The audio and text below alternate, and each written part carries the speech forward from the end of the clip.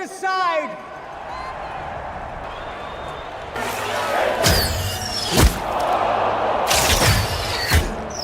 The gods have spoken! Film ini dibuka dengan seorang pria bernama Hanno yang hidup bahagia bersama istrinya Arishat di Numidia, Afrika. Arishat membantu Hanno mengenakan baju zirahnya. Saat itu pasukan Romawi sedang menuju Numidia dengan kapal layar untuk menyerang. Pemimpin pasukan Numidia bernama Jubartha memilih para prajuritnya dan Hanno serta Arishat ikut menjadi sukarelawan. Di sisi lain terlihat Jenderal Markus yang memimpin pasukan Romawi. Hanno memimpin pasukannya menyerang kapal-kapal Romawi. Namun jumlah tentara Romawi jauh lebih banyak. Mereka mencapai perbatasan Numidia lalu bergerak menuju kota. Pertempuran besar terjadi dan banyak korban berjatuhan. Arishat berani menyerang Markus, tetapi Markus menghindar dan karena itu ia memerintahkan anak buahnya membunuh Arishat. Arishat jatuh ke belakang dan tenggelam. Pada saat yang sama Hanno diserang tiba-tiba hingga ikut terjatuh ke laut. Dalam keadaan setengah sadar, Hanno melihat Arishat berjalan menuju alam kematian dan berpisah darinya. Saat terbangun, ia menemukan tubuh Arishat mengapung. Tentara Romawi tidak memberinya waktu untuk berduka dan langsung menangkapnya. Jenderal Markus kemudian menaklukkan Numidia atas nama dua kaisar kembar Romawi dan memerintahkan agar mayat-mayat dibakar. Para prajurit Numidia yang masih hidup dijadikan budak dan diberi cap oleh Romawi termasuk Hanno. Saat para tawanan dibawa dengan kapal menuju Roma, Hanno bertemu kembali dengan Jubartha yang terluka parah. Jubartha membuat Hanno bersumpah agar tidak pernah membiarkan dirinya dijadikan prajurit Romawi. Melalui kilas balik terungkap bahwa Hanno sebenarnya orang Romawi bernama Lucius. Ibunya mengirimnya pergi karena situasi politik saat itu tidak stabil. Di masa sekarang Markus mempersembahkan Hanno dan para tawanan Numidia sebagai trofi kemenangan di hadapan para kaisar. Mereka memahkotai Markus atas keberhasilannya dan mengumumkan pertandingan di Kolosium untuk menghormatinya. Namun Markus hanya ingin berlibur bersama istrinya Lucilla yang ternyata adalah ibu Hanno. Para kaisar menganggap jawaban Markus terlalu berani dan justru menugaskannya memimpin ekspedisi untuk menaklukkan India dan Persia. Sementara itu Hanno dan para budak berada di bawah pengawasan pemilik kandang gladiator bernama Macrinus. Untuk melatih mereka, Macrinus memaksa mereka bertarung melawan babun-babun ganas. Jubartha tewas dalam serangan itu, sedangkan Hanno berhasil membunuh hewan-hewan tersebut sehingga menarik perhatian Macrinus. Markus juga pulang ke rumah dan bertemu Lucilla. Keesokan harinya Hanno dan para budak dibawa menghadap Macrinus. Ia menyuruh Hanno bertarung melawan anak buahnya. Saat Hanno hampir menang, Macrinus menghentikan pertarungan. Macrinus kemudian menawarkan Hanno menjadi gladiatornya. Hanno setuju karena ingin membalas dendam kepada Markus atas kematian istrinya. Di sisi lain Markus merencanakan kampanye politik bersama Lucilla untuk menjatuhkan dua kaisar kembar itu karena dianggap korup dan tidak layak memimpin. Keesokan harinya Macrinus membawa Hanno ke pesta seorang senator Romawi bernama Traes yang diadakan untuk menghibur para kaisar. Di sana digelar duel gladiator. Hanno bertarung melawan seorang gladiator dan awalnya menolak membunuh lawannya. Namun lawannya tetap mencoba membunuhnya sehingga Hanno akhirnya menikamnya untuk mengakhiri pertarungan. Salah satu kaisar bernama Geta terkesan dengan Hanno dan meminta diperkenalkan dengannya. Hanno mengutip beberapa bait puisi Romawi yang terlalu rumit bagi Geta. Meski begitu Geta tetap kagum pada kekuatannya dan memerintahkan agar Hanno didaftarkan bertarung di Kolosium. Macrinus juga mendorong Hanno ikut bertarung di sana karena itu satu-satunya cara untuk memperoleh kebebasan. Adegan kemudian berpindah ke pertemuan rahasia antara para senator Romawi dan Markus. Mereka sepakat akan menangkap kedua kaisar setelah pertandingan terakhir di Kolosium. Macrinus menemui senator tersebut untuk membahas biaya agar para budaknya bisa ikut bertarung di Kolosium. Saat para gladiator dibawa ke arena, para kaisar datang dengan megah ditemani Markus dan Lucilla. Ketika Markus diminta berpidato, Hanno diam-diam mengamati targetnya. Hanno dan para gladiator ditantang oleh juara tak terkalahkan milik kaisar yang datang menunggang badak dan menyerang mereka. Saat Hanno bertarung dengan gaya yang mirip ayahnya Maximus, Lucilla memperhatikannya dan mulai curiga bahwa Hanno adalah putranya. Hanno mengalahkan badak itu dengan menaburkan pasir ke matanya lalu melawan sang juara. Sang juara hampir membunuh Hanno dan menunggu isyarat dari kaisar. Namun Geta tiba-tiba merasa simpati dan menunda perintah itu. Memanfaatkan kesempatan tersebut, Hanno menikam sang juara lalu memenggal kepalanya setelah mendapat isyarat dari kaisar. Di belakang panggung Lucilla pulang ke rumah dan mencoba memahami puisi yang diucapkan Hanno. Ia akhirnya sadar bahwa Hanno adalah Lucius yaitu putranya dari Maximus. Terungkap bahwa dulu ia mengirim Lucius pergi untuk melindunginya karena Lucius adalah satu-satunya pewaris tahta setelah kematian Maximus dan saudaranya. Sementara itu Hanno dirawat oleh seorang dokter bernama Raffi. Ketika Macrinus datang menemuinya, ia kembali mendorong Hanno untuk terus bertarung. Saat Macrinus bertemu Lucilla dan melihatnya terus menanyakan para budak, ia mulai curiga.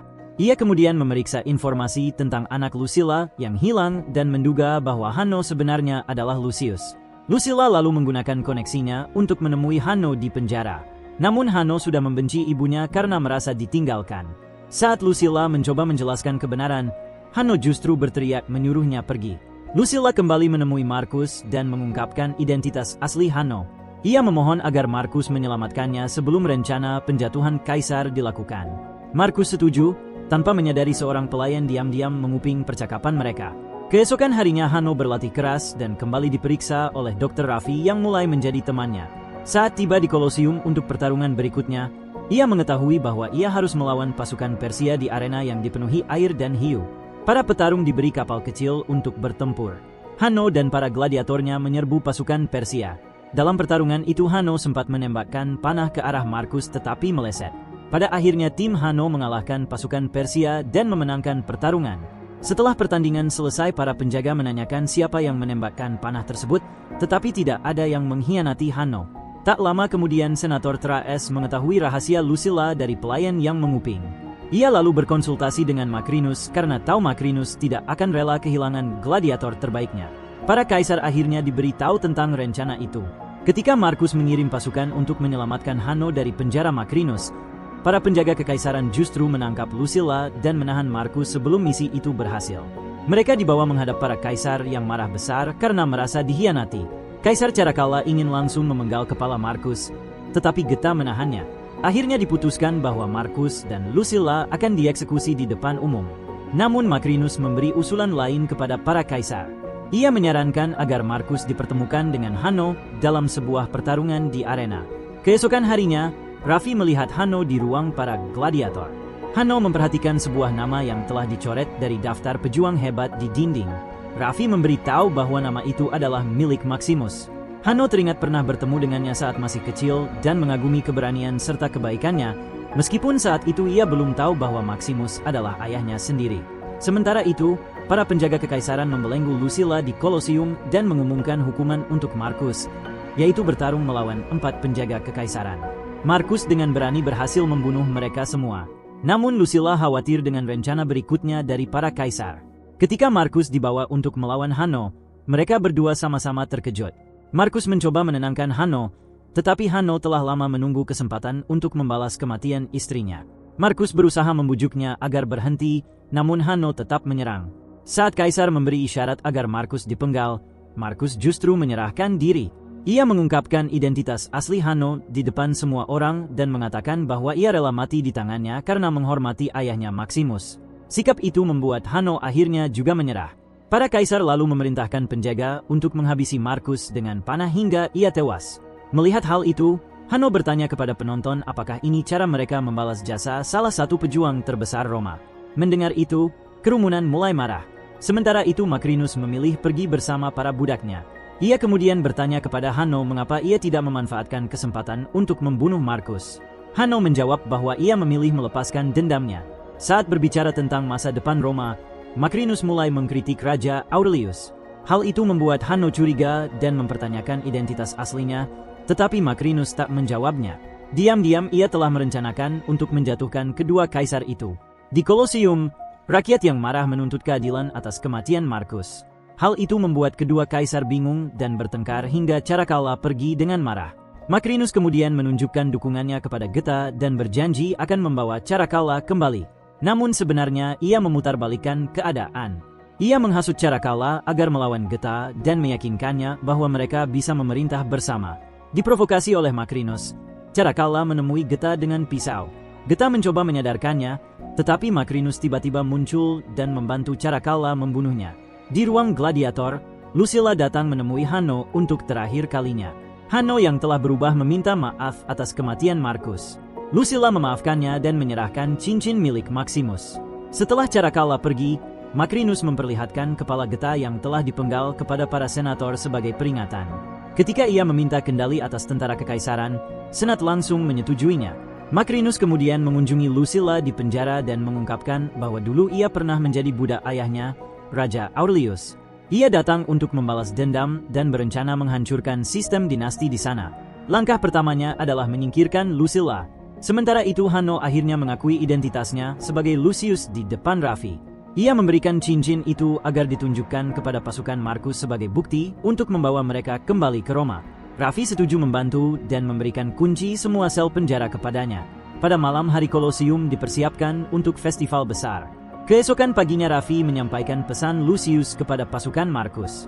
Di sisi lain Macrinus telah membujuk Caracalla dan Senat untuk mengeksekusi Lucilla, bagian dari rencananya agar rakyat berbalik melawan kaisar. Kini menerima warisan keluarganya, Lucius mengenakan baju zirah milik Maximus dan tampil sebagai gladiator baru. Pada saat yang sama Lucilla dibawa ke Kolosium untuk dieksekusi di depan umum. Lucius mengumpulkan para pejuang dan bersiap bertarung demi kebebasan Roma. Ketika ia muncul untuk melindungi Lucilla, pasukan kekaisaran mengepungnya. Namun para budak yang telah dibebaskan melancarkan serangan mendadak terhadap pasukan itu. Macrinus gelisah saat mendengar pasukan Marcus sedang kembali menuju Roma. Ia memerintahkan tentaranya menghadapi mereka. Tetapi rakyat yang marah justru mulai menyerang tentara kekaisaran. Kehilangan kesabaran Macrinus akhirnya membunuh Caracalla. Di tengah kekacauan ia menembakkan panah ke arah Lucilla dan berhasil membunuhnya. Kematian ibunya membuat Lucius sangat marah sehingga Macrinus melarikan diri. Ia bergabung dengan pasukannya untuk menghadapi Legiun Marcus. Tetapi Lucius berhasil mengejarnya dan menjatuhkannya dari kuda. Mereka pun terlibat pertarungan jarak dekat. Awalnya Macrinus unggul dan melempar Lucius ke dekat aliran air lalu menyerangnya. Namun serangannya hanya mengenai baju zirah Maximus. Lucius kemudian membalas dan akhirnya menusuk perut Macrinus hingga tewas. Setelah itu Lucius mengungkapkan kejahatan Macrinus kepada kedua pasukan. Ia juga menyatakan dirinya sebagai pewaris sah tahta Roma karena ia adalah putra Maximus. Kedua pasukan akhirnya menyerah dan mengakuinya sebagai pemimpin. Setelah semuanya berakhir, Lucius kembali ke Kolosium untuk mengenang kedua orang tuanya yang telah tiada dan cerita pun berakhir di sini.